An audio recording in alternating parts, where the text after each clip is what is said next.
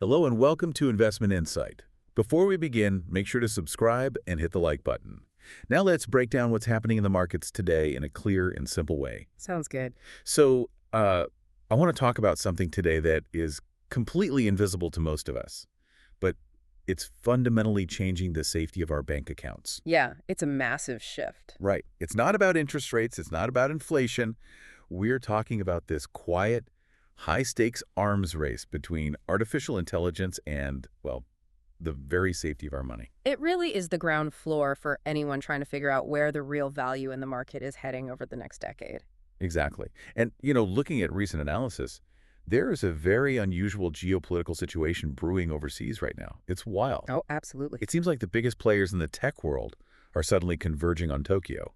And it's not for, like, consumer electronics or a new chatbot. Can you lay out what the data is actually showing us about this new alliance? Yeah, so according to official statements and recent analysis, Japan's financial services minister Satsuki Katayama recently brokered this completely unprecedented cooperation effort. Unprecedented how?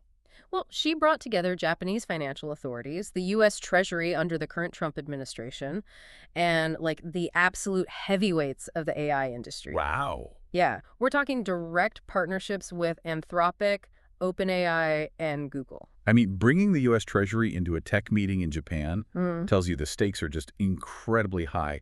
Why are these specific governments forming this coalition? It revolves around three of Japan's massive mega banks, institutions like MUFG, SSEC, and Mizuho. Right? The giants. Exactly. They hold trillions of dollars in global assets, and they are currently acquiring a highly restricted, specialized AI model. But the crucial thing to understand here is that this has absolutely nothing to do with customer service. So they aren't buying a digital assistant to help me check my mortgage balance. Not at all. They are acquiring a specialized digital defense weapon. Okay, wait. A weapon. So if this is a weapon, what exactly is the ammunition here? Like, what makes this specific AI so different from the one everyday Americans are using to, write emails or generate pictures? The underlying technology that actually forced this alliance to happen is genuinely staggering. Based on recent technical disclosures, Anthropic unveiled a cybersecurity-focused AI model called Claude Mythos Preview. Or just Mythos? Right, Mythos. And concurrently, OpenAI is providing access to their highly advanced GPT 5.5 model. And the sole purpose of Mythos is to hunt down what the cybersecurity industry calls zero-day vulnerabilities. Okay, so for the everyday investor or, anyone who doesn't write computer code for a living, a zero-day vulnerability is basically a fatal hidden flaw in a piece of software, right? Yes, exactly. Like it might be in a web browser or the operating system of an ATM. And we call it a zero-day because the original creators of the software have had literally 0 days to fix it. Because they're completely blind to the fact that the flaw even exists. And the mechanism of how we find those flaws is what has completely changed. Historically, finding a single 0 day required teams of elite human researchers grinding away for months. Just manually reading code. Yeah, combing through millions of lines of intricate code. Mythos automates that process. It identifies these fatal flaws almost instantly, but the capability actually goes one step further. Oh. If instructed, Mythos can actually construct the exploits to attack the vulnerabilities it just found. Wait, let me make sure I'm grasping the scale of this. It doesn't just find the unlocked door in the bank. It actually manufactures the custom lockpick required to open it, completely on its own. Completely on its own. It synthesizes the attack from scratch by analyzing the molecular structure of the software's memory. That is, wow. Let's put this into an everyday perspective for a second. Imagine you own a massive aging skyscraper in the middle of a major city. And that skyscraper represents one of these giant global banks. Okay, I like that. For the last 40 years, the only way to ensure the building was safe from collapsing was to hire human inspectors with flashlights. They slowly walk through the basement, taking months to find tiny microscopic cracks in the concrete foundation. Which is a deeply inefficient and expensive process, right? And it always leaves blind spots. Always. But introducing a model like Mythos is like sending a swarm of 1 million microscopic drones into that basement. In 5 seconds, these drones map every single hairline crack in the entire skyscraper. Yes. But the terrifying part is that the drones then return to you, hand you a detailed architectural blueprint, and show you the exact sequence of explosives required to blow the entire building into dust using those specific cracks. The visual of the drones mapping the demolition is incredibly apt because the AI provides both the absolute defense and the absolute offense simultaneously. I have to admit, as a guy who just wants his money to be safe in a checking account, I'm looking at this and feeling very uneasy. If this AI can build exploits and figure out how to completely hack a system, isn't giving it to a bank like handing a loaded weapon to someone in a crowded room? It sounds counterintuitive, I know. Why wouldn't a bank just stick to the traditional firewalls and human-built antivirus software we already know? Introducing the ability to build exploits feels like introducing the very danger we want to avoid. Because traditional security, as we know it, is fundamentally dead. Dead. The data shows that the cost and time required to find vulnerabilities have plummeted globally. Malicious actors are already utilizing their own AI models to find these cracks. Ah, I see. If a bank relies on a human-built firewall to defend against an AI-speed attacker, it is no longer just a mismatch of resources. It's like a human sitting down to play a game of speed chess against a supercomputer. You don't even stand a chance. Right. The human hasn't even consciously registered the layout of the board before the computer has moved 20 times and declared checkmate. So the human speed defense is completely obsolete before the attack even begins. Exactly. The Japanese megabanks are adopting this out of sheer survival. If they don't deploy an AI to find and map their own hidden flaws at light speed, a hostile state actor or financial syndicate will map those flaws first. Man, that leads me to wonder about the people actually working inside these banks. Because if AI makes finding these flaws so incredibly easy, we seem to be stumbling into a terrifying new math problem. We are. The problem is, just because you discover a flaw doesn't mean you have the ability to fix it. And that right there is the operational core of the entire situation. The danger we face today isn't a lack of awareness. It is the physical inability to close the gap after we find the bugs. Right. I was looking at some statistics that really hammer this home. According to the data from Anthropic's Defensive Initiative, a program they call Project Glasswing, they released a vulnerability dashboard back in May. The May 22nd dashboard, yeah. Right. That dashboard revealed that their AI scanned 281 different open-source software projects, and it found 1,596 severe critical vulnerabilities. And the most important number in that report is the follow-up metric. Which is shocking. It really is. Out of those 1,596 critical vulnerabilities that were instantly dragged into the light, only 97 had actually been patched and resolved by the human developers. Just 97 out of nearly 1,600? Yeah. It's like getting a to-do list a mile long. You hire the best home inspector in the world, and he hands you a list confirming you have 1,500 highly aggressive termites currently eating the wooden beams of your house. Right.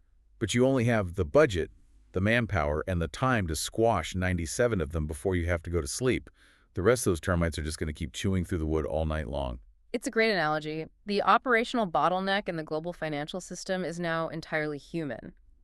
AI does not automatically make a bank safer in the short term. It kind of makes it scarier. It creates an overwhelming operational crisis. Humans are the ones who have to physically write the new code, test the patch, and apply it to the live system. And I imagine patching a bank isn't like updating an app on your smartphone where you just like hit a button and restart your phone. Oh, not at all. Consider the role of an IT director at a major institution. The AI just handed over a list of 1,000 critical flaws in the core banking system. The primary challenge is the mechanism of the patch itself. Because it's so complex. Yes. These core systems handle millions of financial transactions a second, and the underlying code is often decades old. It resembles a massive bowl of spaghetti where everything is tangled together. Spaghetti code. Exactly. So if a human engineer changes one single line of code to patch a vulnerability in the ATM network, they might accidentally unlink the entire database that processes suburban home mortgages. Oh, wow. Every time you try to fix the machine, you risk crashing the entire bank. Yeah, that's the tightrope they walk. So if the AI is just dumping a massive anxiety-inducing list of problems onto the desks of IT workers who physically cannot patch them fast enough, aren't we sitting in a much more dangerous position today than we were before this AI existed? In a way, yes. The awareness of the vulnerability is exponentially higher, but the capacity to close the gap has not caught up. This dynamic creates a window of extreme, unprecedented exposure. Which is terrifying. And this leads directly into why this technology is not just a commercial software product that anyone can download off the internet. Which makes me wonder about the geography of all this. Since managing these newly discovered vulnerabilities is so incredibly dangerous and difficult, why is Japan the testing ground for this hyper-advanced deployment? It's a fair question. I mean, Japan is obviously an economic powerhouse, but their corporate sector is famously traditional when it comes to technology. Many offices there still rely heavily on fax machines and physical paper trails. And their traditional approach to technology is the exact reason they are the focal point right now. Oh, really? Yeah, recent analysis details how Japanese megabanks represent a unique, perfect storm of systemic risk. They are absolute pillars of the global financial system, deeply intertwined with American markets. But they are heavily reliant on what the industry calls legacy IT systems. Meaning incredibly old computer systems, sometimes running on mainframes built in the 1980s that are currently holding up modern trillion-dollar economies. Exactly. The original programmers who wrote the code for those legacy systems have often retired or passed away. There is very little documentation on how the systems actually work. That is wild. In that specific environment, a single breach wouldn't just result in stolen credit card numbers. A targeted attack on a Japanese legacy system could freeze foreign exchange markets globally or completely crash ATM networks across the entire nation. So the stakes for the global economy are basically existential. They are. And access to this digital armor is heavily restricted, right? The data shows that the governor of the Bank of England, Andrew Bailey, recently stated that UK banks do not yet have access to models like Mythos. Right. Italy's central bank is only just beginning preliminary discussions. So Japan is essentially standing alone at the absolute bleeding edge. Yes. Because the distribution of these frontier models, like Mythos and GPT 5.5, has transcended traditional commerce. This isn't a software subscription you purchase with a corporate credit card. Not at all. The United States government now treats these AI models as strategic national security assets. It sounds identical to how the U.S. government handles the sale of advanced military hardware. It's like the Pentagon deciding which allied nations have the clearance and trust required to purchase high-tech stealth fighter jets. The mechanics of the deployment are incredibly similar. The U.S. Treasury is actively coordinating with Japanese authorities to authorize this because the models must be deployed in highly secure, air-gapped environments with strict government oversight. It's all connected. Exactly. The global financial system is so deeply interconnected that a catastrophic failure in Tokyo would cause an immediate, devastating shockwave through Wall Street. Right. So defending the weakest, most systemically important legacy systems in an allied nation as a direct defense of the everyday American investor's retirement account. Okay, let's pivot to the everyday American investor. Knowing that we are looking at a government-level digital arms race, how does this invisible war actually change the way we should look at the stock market? Well, for the last several years, artificial intelligence has been viewed almost entirely through the lens of a growth stock theme. Investors poured capital into the hardware, the companies designing the semiconductor chips and the firms building massive, power-hungry cloud data centers. Right, the classic strategy of buying the companies that sell the shovels during a gold rush. Exactly. But the data suggests a massive transition is underway. AI is moving from an optional growth theme into an essential, non-negotiable defense infrastructure theme. Essential infrastructure. Yes. Upgrading cybersecurity and patching legacy systems is no longer something a bank can just put off to boost quarterly profits. It is becoming a strict, mandatory regulatory cost. Meaning they have to buy it. They will be forced by their governments to spend billions on this infrastructure, regardless of whether the broader economy is booming or sitting in a deep recession. So we are looking at highly resilient, recession-proof spending. But if the AI is doing the scanning for free, where does the money actually go? The companies that traditionally built their business models on simply finding vulnerabilities, the scanners, are going to see their value evaporate. A human-built scanner cannot compete with an AI that finds flaws instantly. So who wins? The massive structural value in the market over the next decade will flow to the companies that can automate the patching. The companies that solve the human bottleneck we talked about earlier. Exactly. The capital will concentrate in firms that can prioritize the thousands of risks, handle the complex regulatory compliance, and, most importantly, deploy artificial intelligence to safely rewrite and update those ancient spaghetti code bank systems without crashing the network. Wow. Furthermore, IT consulting firms and companies specializing in migrating legacy mainframes to secure cloud environments are going to see unprecedented demand. Let me try to translate this into a different industry for a second. It's like looking at the evolution of the automobile. As an investor today, You wouldn't want to put your money into a company that just manufactures a basic car alarm. A loud beeping noise when someone touches the door handle is just scanning and alerting. It doesn't actually stop a thief. And a car alarm is completely useless against an attacker who moves at the speed of software. Exactly. So what you actually want to invest in is the company building a robotic, autonomous mechanic. I like that. You want the system that doesn't just detect the thief, but automatically locks the doors, rolls up the windows, and physically drives the car out of the dangerous neighborhood while simultaneously rebuilding the engine. All while the car is moving at 70 miles an hour, without the human driver having to lift a finger. Automated patching is the holy grail. The market will heavily reward the companies that achieve that level of automated remediation.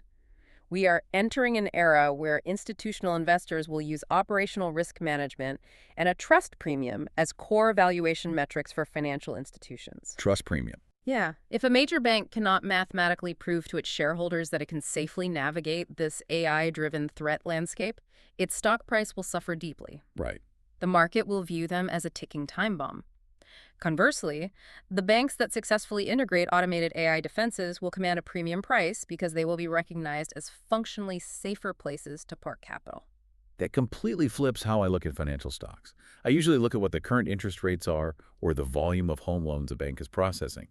Now, I need to evaluate a bank based on the quiet competence of its IT department. It's a new world. But, before we assume that throwing money at AI cybersecurity is a guaranteed flawless gold rush, let's do a reality check. There is no such thing as a sure bet in the market, so what are the actual risks here? Caution is incredibly warranted because the prevailing narrative that AI magically solves all cybersecurity problems is dangerously overstated. Overstated how? Well, as the data from Anthropic highlighted, models like Mythos have a dual-use nature. They build the shield, but they also forge the sword. Right, they can build exploits. Exactly. If these capabilities eventually leak out of these highly secure government partnerships, the cost for a criminal syndicate to attack a bank will drop just as rapidly as the bank's cost to defend itself. It creates a perpetual, exhausting arms race where the weapons just keep getting cheaper and faster. Yes. And beyond that macro-level threat, there are 3 immediate mechanical risks for anyone investing in this space. Okay, lay them out. The first is straightforward overvaluation. The stock prices of any software company that attaches the words AI security to its press releases could skyrocket based on pure retail hype. We see that all the time. Right. This can happen long before these companies actually develop the complex automated patching technology required to secure long-term, profitable enterprise contracts. The classic trap of the stock getting incredibly expensive before the underlying business actually generates real revenue. What is the second major risk? The second is restricted access, which directly impacts the total addressable market, or TAM. The TAM, yeah. If the U.S. Treasury and allied governments determine that these AI models are simply too dangerous for widespread commercial use, they will enforce severe export controls and national security restrictions. Meaning fewer customers. Exactly. If only 30 megabanks in the entire world are legally permitted to deploy this technology, the software companies selling the infrastructure will have a much smaller pool of customers than retail investors are projecting. It's a double-edged sword of regulation. The government forces the banks to upgrade, but national security laws physically prevent the software companies from selling their product to a wider global market. Precisely. Now, the third risk involves the inherent instability of the AI itself. We have all seen instances where commercial AI models hallucinate facts or make unpredictable errors. Oh, sure. Making things up. Right. So imagine if an autonomous AI model is deeply integrated into the live architecture of a major bank, and the AI makes a slight miscalculation while patching a vulnerability. It could accidentally corrupt a database or crash a trading floor. A completely unforced error. Yes. The public and regulatory backlash to an AI-caused financial outage would be immense, and it would immediately freeze the adoption of these technologies across the sector. Let me push back on the overvaluation point for a second, though. Sure. If fixing these bugs is transitioning into a strict, non-negotiable regulatory requirement for every financial institution on Earth, wouldn't all major cybersecurity stocks essentially rise with the tide? Why do we need to be so cautious about buying a broad basket of security stocks if the banks literally have zero choice but to spend billions on armor? Because a rising tide only lifts the boats that are designed for the new waters. Oh, In this transition, the legacy cybersecurity firms, the ones still building the digital car alarms you mentioned, will see their business models completely cannibalized by AI. they won't survive. If an investor blindly buys a broad ETF of traditional cybersecurity companies, they will absorb heavy losses as those legacy firms are rendered obsolete. The mandatory bank spending will be highly concentrated. It'll flow exclusively to the firms that have solved the automated patching bottleneck. The companies selling outdated tech will simply drown. You have to isolate the companies that are actively building the autonomous mechanic, not just the ones selling the old sirens. Exactly. The precision of the investment is what will dictate the returns. Man, this has been an incredibly eye-opening journey into the hidden plumbing of our financial world. It's fascinating stuff. To synthesize what we've uncovered, artificial intelligence has completely graduated from a novelty tool into the foundational shield of global finance. For everyday investors looking ahead, this means looking past the shiny, headline-grabbing microchips. The real, resilient value is hiding in the deeply unglamorous but highly profitable world of automated system patching and legacy IT infrastructure upgrades. It is the unseen architecture that will keep the modern economy functioning over the next decade. And as we wrap up today's deep dive, I want to leave you, the listener, with a slightly chilling, unexplored concept to mull over. We've established that the current crisis is a human bottleneck. Human engineers simply cannot write and apply code patches as fast as AI can uncover the fatal flaws. Not even close. So we have to ask, how long until regulatory agencies around the world decide that human beings are simply too slow to protect the financial system? How long until governments legally mandate that we take human hands completely off the steering wheel? A very real possibility. Imagine a near future where we are forced to let an AI autonomously rewrite and inject new code directly into the live beating heart of the global banking system with zero human oversight or approval. And more importantly, what happens to our global economy on the day that autonomous AI makes its first catastrophic mistake? Something to think about the next time you check your bank balance. Don't forget to subscribe and hit that like button.